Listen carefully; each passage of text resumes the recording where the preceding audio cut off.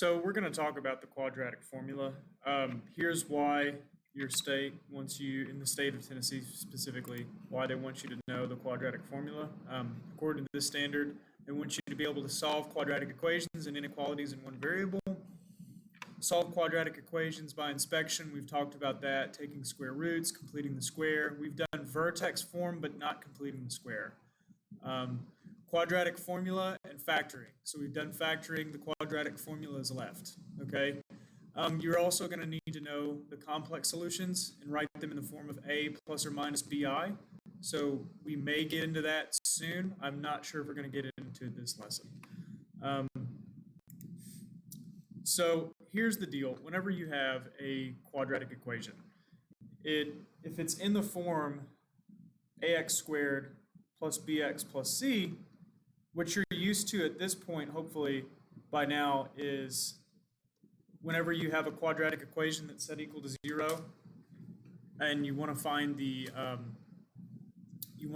x-intercepts or the solutions to this equation, there's two things you can do. One, you can factor, which doesn't always work, or you can use vertex form to find the roots, which will always work.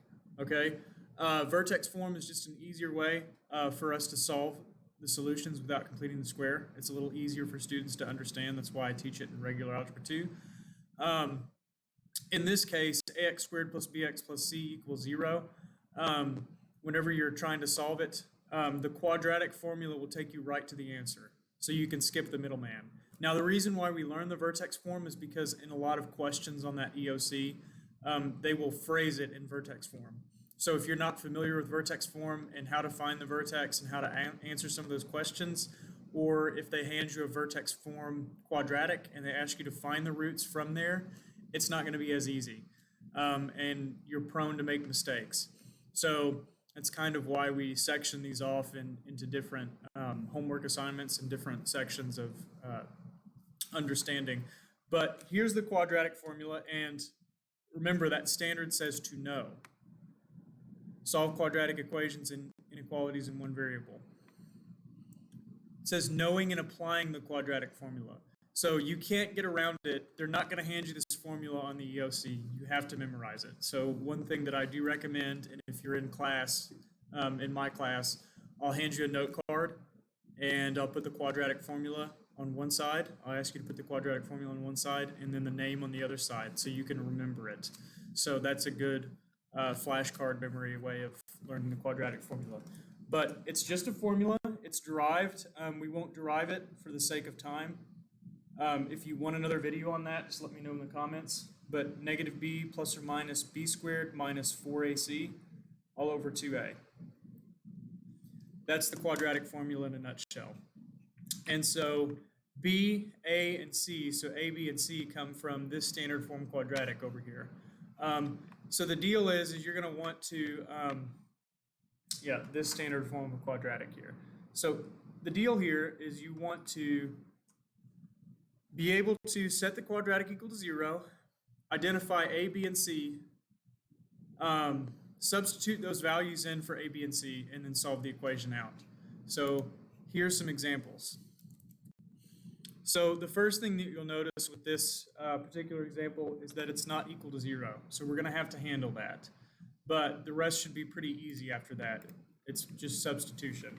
So I'm going to write this out. So 4x squared plus 5x plus 3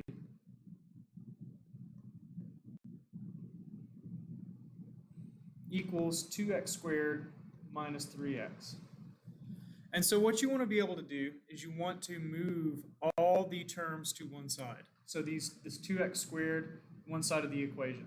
So 2x squared and negative 3x, I'm going to subtract 2x squared from both sides.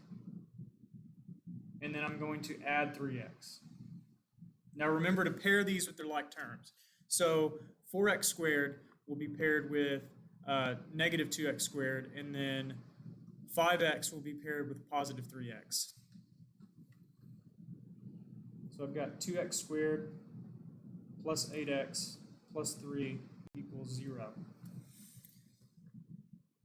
So now I can plug in a, b, and c. So I've got x equals negative 8 plus or minus square root of 8 squared minus 4 times 2 times 3 all over 2 times 2. So that's just plugging in those values that we were talking about, right? A is 2, B is 8, and C is 3. So I'm just plugging it into that equation up there. And so I'm going to simplify this. And when you're simplifying, don't forget your order of operations. PEMDAS is pretty important here. Just remember that whenever you're working with square roots, the inside of the square root acts like a parenthesis. So you want to work your way outside from the inside of the root to the outside. So I'm going to start inside the root and start with multiplication. So the two multiplications that I have in here are 8 squared and 4 times 2 times 3. 8 squared is actually an exponent, so you could probably take that as a precedent. So I'm going to start that. But it is just multiplication. And then what about negative 4 times 2 times 3? Well, negative 4 times 2 is negative 8. And then negative 8 times 3 is going to be negative 24. And then I've got negative 8 plus or minus the square root of 64 minus 24 all over 4. And so from here, I'm going to simplify this. So I've got x is equal to negative 8 plus or minus the square root of 40 all over 4. And so I can kind of simplify this. So if you take a look over here, 40, I can't take the square root of 40, but there are parts of the square root of 40 that I can take. So we're going to do a factor tree, and we're going to look for pairs. So I've got 4 times 10 is 40, and I want to keep this factor tree going, so I'm going to find factors of 10 and 4 until I find all the primes, okay? So even though I can factor 4 as 4 and 1, that's going to give me 4 again. So I'm actually going to go with a different pair of factors. So I'm going to go with 2 and 2. And if you notice there, since 4 is 2 times 2, we're done because 2 and 2 are prime. So we want to do that factor tree. And then over here, 10 is 2 and 5, and they are prime. So what I have here is I have x equals negative 8 plus or minus the square root, and I'm going to write 40 in terms of its primes. So I've got 2 squared times 2 times 5. And if I take a look at that, what I'm going to do is clean that up and just take out what I can. So remember, you can take square roots of squares and only perfect squares. The rest of them are approximations with your calculator. So in order to clean these radicals up, what you're going to do is you're going to factor out of this square root. You're going to take whatever you can outside the radical. So I'm going to take a look at all these numbers here, and I'm going to see what I can, and I forgot that 4. I'm going to see what I can take the square root of. I can take the square root of 2 squared, which is just 2, right? Square root and the square cancel, and I just bring 2 outside of the radical, so he comes out front. 2 and 5, I can't take the square root of, so they just stay underneath the radical. So that's going to be 2 times 5, which is 10. And then over here, I've got negative 8 plus or minus 2 root 10 over 4. And all I'm going to do from here is split up that fraction and then clean it up. So I've got x equals negative 8 over 4 plus or minus 2 over 4 square root of 10. Negative 8 over 4 is negative 2 plus or minus 1/2 square root of 10. So I've got x equals negative 2 minus 1/2 root 10 and negative 2 plus 1/2 root 10 are two solutions here. Okay, so what those are your x-intercepts, those are your solutions. So if I'm just looking at this quadratic up here and I'm trying to graph it, this 2x squared plus 8x plus 3, what I would find is if I type these values into the calculator, they'd be really, really good approximations of where that quadratic hits the x-axis. And these numbers are exactly the roots of that quadratic. okay? So let's do another example. Let's do another example here. Yeah. Let's do c squared minus 14 equals 5c. So c squared minus 14 equals 5c. So even though it's not in terms of x, the quadratic equation will work the same way. All you want to do is you just want to treat that c like it's an x, okay? Keep that consistent whenever you're solving these out. On the EOC, it does matter what letter you're working with. So if I start with c, I better have solutions in c. It works the same way as x. I would not state that it's x unless you have somewhere written on your paper that let x equals c, okay? So what you'll see is instead of x equals negative b plus or, yeah, up here. Instead of x equals negative b plus or minus the square root of b squared minus 4ac all over 2a, you'll see c equals, or q equals if your variable is in q, or m equals if your quadratic equation is in m. And remember this quadratic formula, I want to make this clear, this quadratic formula only works for quadratics. Does not work for linear functions, does not work for higher polynomials. Well, in special cases it will, but you want to avoid that unless you've got a special case. So in general, avoid it for higher order polynomials. It works mostly for quadratics, okay? There are some special cases, I'm sure we'll get into that later, but not right now. Okay, so I've got c squared minus 14 equals 5c. So what I want to do is I want to move that 5c to the other side of the equation. So I've got c squared minus 5c minus 14 equals 0. And I just want to apply the quadratic formula here and then simplify it, and that's it. So I've got c equals negative b, or opposite of b, plus or minus the square root of b squared minus, it's not true, 4ac all over 2a. So b is negative 5. What's the opposite of negative 5?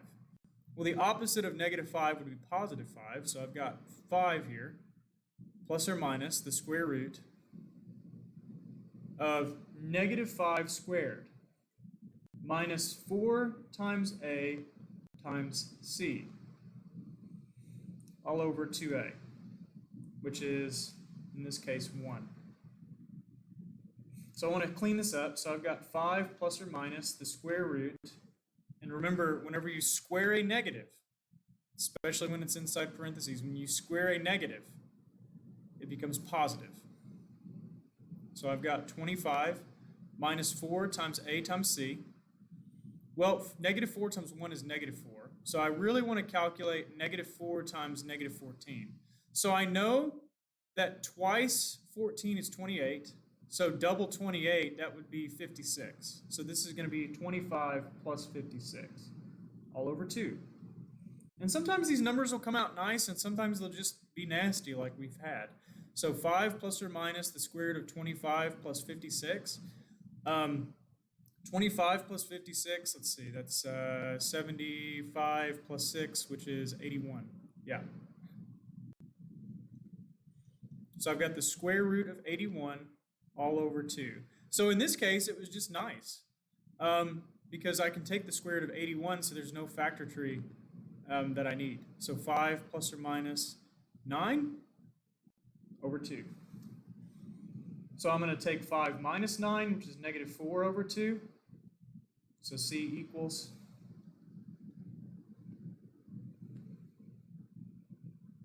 which is negative 2. 5 plus 9. Let's see, 14 over 2, which is 7. So those are my two roots, and those are the roots exactly. So if I was trying to graph c squared minus 5c minus 14, I'd know that it would hit negative 2 and 7. So a lot of this is doing the same thing over again in different methods. It's just making sure that you understand. So if you take a look at that standard, this is a pretty big standard to cover in Algebra II. Solve quadratic equations by taking square roots, completing the square, knowing and applying the quadratic formula is what we just worked on. We've worked on factoring. So we've worked on a lot of these. The only thing that we haven't worked on is give complex solutions in a plus or minus bi form, and then the other one that we haven't done is completing the square, just because it's so tough. I might do a lesson on that, but it's pretty tough standard to master. Okay, so I guess we will do one more and call it pretty good for now. That one's, I think, a little too easy. Let's do 3, yeah. 2t squared plus 7t minus 4.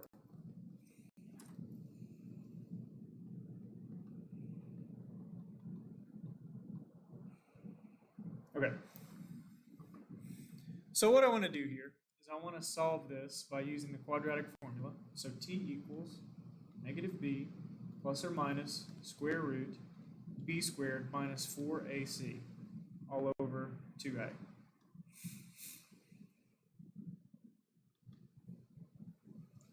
So negative b is negative 7 plus or minus square root 49 minus 4 times a times c all over 2 times 2. So right here, I've got negative 7 plus or minus square root of 49.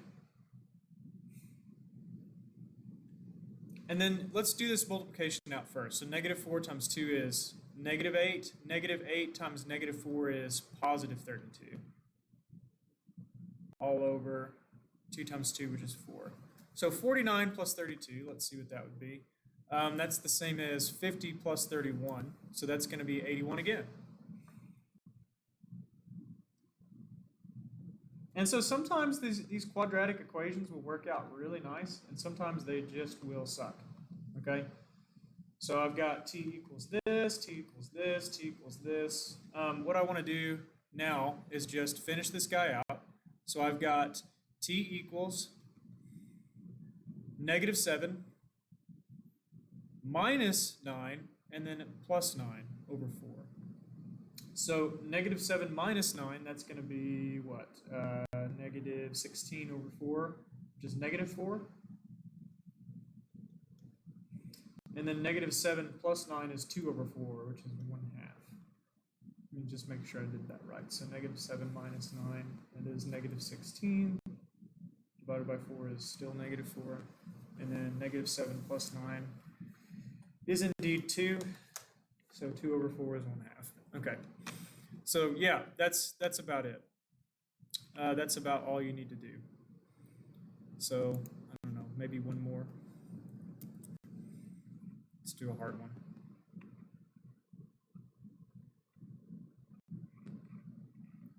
Okay. Yeah, let's do 8.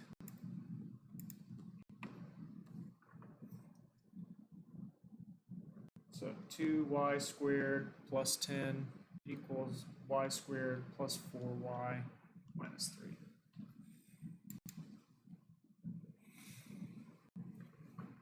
Okay, so what we want to do is we want to get this quadratic equal to 0. That's the first step. So minus y squared. And again, I do encourage you guys to pause the video and just try this out on your own. So if that's too much information, I get it, but try and see if you can solve it from here for a second. Okay. I'm going to continue. So negative 4y, add 3, and then add 3. So that's a little messy. One thing that I'm going to actually do here, I'm going to clean this up and append that 2y squared. So notice there's no linear term on the left-hand side, and that's okay. What was it? 2y squared. So 2y squared. And if there's no term there, if it helps you, whenever I was your age, it helped me to put in 0y. And then,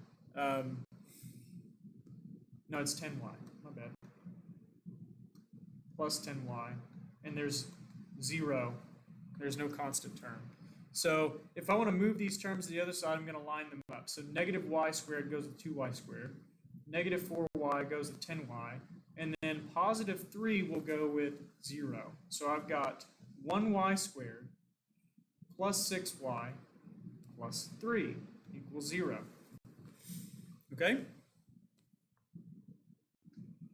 And so all I have to do now is negative b plus or minus the square root of b squared minus 4ac all over 2a. Y equals. And so I have y equals negative 6 plus or minus the square root of 36 minus 4 times 1 times 3. All over 2 times a, which is 2 times 1, so just 2. So I want to clean this up as much as I can, so I'm going to work my way from the inside of the radical out. So let me make sure you can see that. So 36, I've got negative 4 times 1, which is negative 4. Negative 4 times 3, which is negative 12. So I'm going to bring that down. Y equals negative 6 plus or minus square root of 36 minus 12 all over 2. 36 minus 12 is 24. And then we're in that situation where we started with, where you have a radical that you can't take the square root of very evenly. You can get a sense of what type of number it is, but we're actually going to just do the factor tree. So I've got 24 is 4 and 6. So I'm looking for pairs here.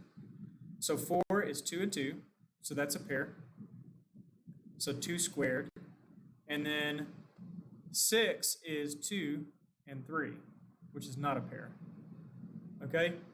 So I've got y equals negative 6 plus or minus the square root, and I've got 2 squared here. 2 squared times 2 times 3 over 2. And I'm just going to look at these prime factors. I'm going to see which ones have squares. So 2 has a square on it.